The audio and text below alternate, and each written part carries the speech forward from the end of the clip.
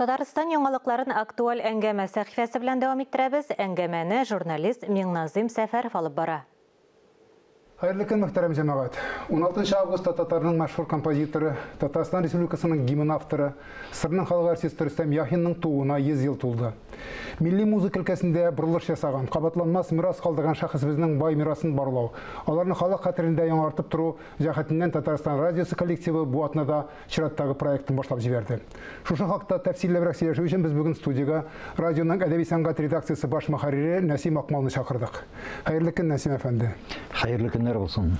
Сезнең радионың әдәбият сәнгать әһелләренең әсәрләрен күмән аларның хәтердә халык хәтерендә яңартып тору өчен зур эш башкарганын беләбез. Көндәлек тормыш белән яшәгәндә, көндәлек җырлар белән яшәгәндә сезнең радиога тарих төпкелендә казыну кирәкме икән дип әйтүчеләр дә табылырга мөмкин. Сез андыйларга нәрсә дип җавап бирергез? Бу сорау миңа бик сәер тоелды әлбәттә. Әлбәттә без әдәбият сәнгать өлкәсендә зур яктыз калдырган кешеләребезне, шәхесләребезне һәр вакыт аларның юбилейларын билгеләп барабыз. Ләкин инде менә безнең халыкның тарихында аерым бер урын алып тора торган шундый әдәбият сәнгать әһелләрен без менә шулай көнлекләр, атналыклар белән билгеләп үтү гадәти традиция дип әйтсәк тә була. Без аны узган ел башлап җибәргән идек. Менә бу елга кергәч кенә инде без Салих Сәйдәшевнең юбилеен, Гомәр Бәшировның юбилеен, Нәҗип Җиһановның юбилеен билгеләп үттек, һәм башкалары һәм менә Рөстәм Яхин. Менә Назым син әйткән сүзгә җавап шул. Бу безнең Рөстәм Яхиннар, Нәҗип Җиһановлар, Салих Сәйдәшевләр калдырган музыка бу безнең үткән түгел. Бу безнең бүгенге көнебез. Без аны менә бүген халыкның күңелендә яшәтергә тиешбез. Әгәр дә без аны халыкның күңелендә яшәтә алабыз икән, димәк безнең халык да шушы рухта яшәячәк дигән сүз шулай бит. Менә шуңа күрә инде без үзебезнең фондта, Татарстан радиосының архивында сакланып торган материалларны форсаттан файдаланып дип әйтергә була. Шушы юбилей уңаеннан эфирга чыгарабыз һәм халыкның бик зур рәхмәтләрен казанабыз. Менә бу Рөстәм Яхинның юбилее бигрәк тә безнең өчен җаваплы карадык, без моңа дулкынланып дип әйтерлек әзерләндек. Һәм инде бик кызыклы, хәтта үзебез әлелек белмәгән ачышларга тап булдык. Безнең менә радионың фондында безнең студияда язылган язмалар гына 609 берәмлек икән. Субханалла. 609. Буларның барысын да тыңлап чыктык.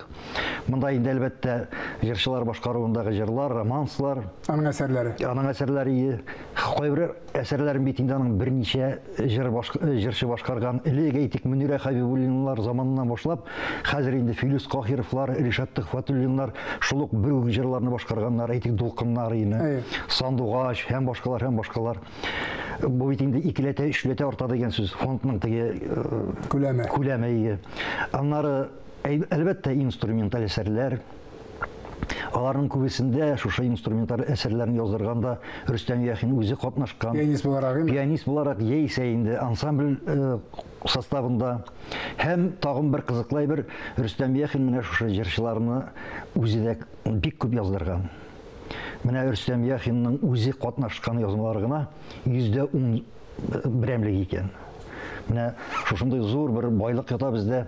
Һәм әлбәттә инде менә безгә бүтән радиолар белән, башкаручылар белән берлектә шушы фондны байыту турында уйларга кирәк. Чөнки бит инде менә сәхнәләрдә яңгырыймы, бүтән студияларда языла, ничектер бер сөйләшүләр алып барып, шуны бер урынга туплау, Рөстәм Яхинның үзенең бер фондын барлыкка китергә кирәк дип уйлыйм мин киләчәктә.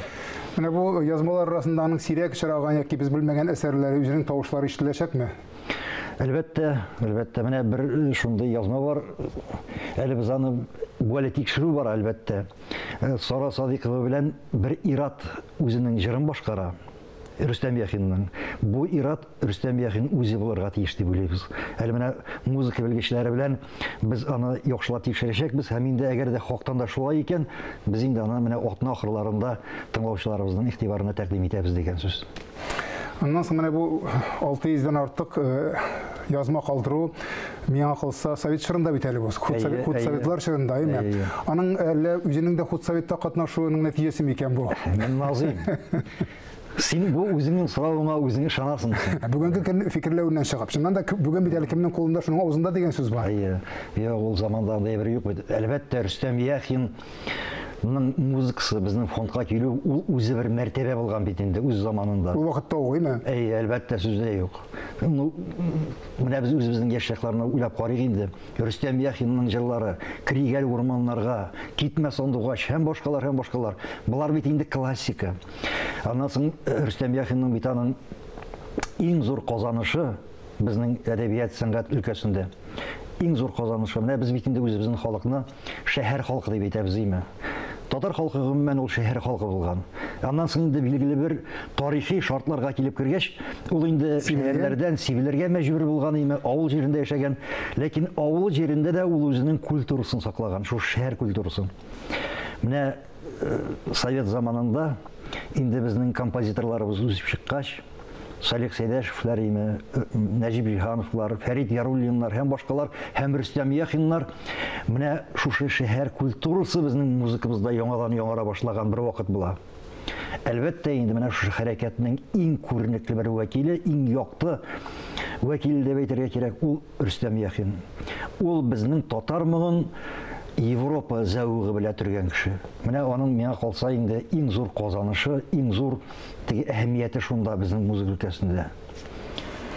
Бик зур рәхмәт тамашачыларны, гомумән тыңлаучыларны һәр вакытта сискәндерерлек эштәлекле тапшырулар белән сөендерсәгез алга таба. Берсен Ходай, барыбызга да уңышлар. Рөстәм Яхин халыкның бәгыреннән чыккан моңнарын җыр итеп калдырды. Аның ул әсәрләре бүген дә безгә яшәргә көч бирә, асылыбызны оныттырмас өчен дуга булып яңгырый. Безнең сүзләребез дә бөек композиторның рухына дуга булып ирешсә дигән теләктә бүгенгә сезнең белән саубуллашам. Исәнлектә күрешик.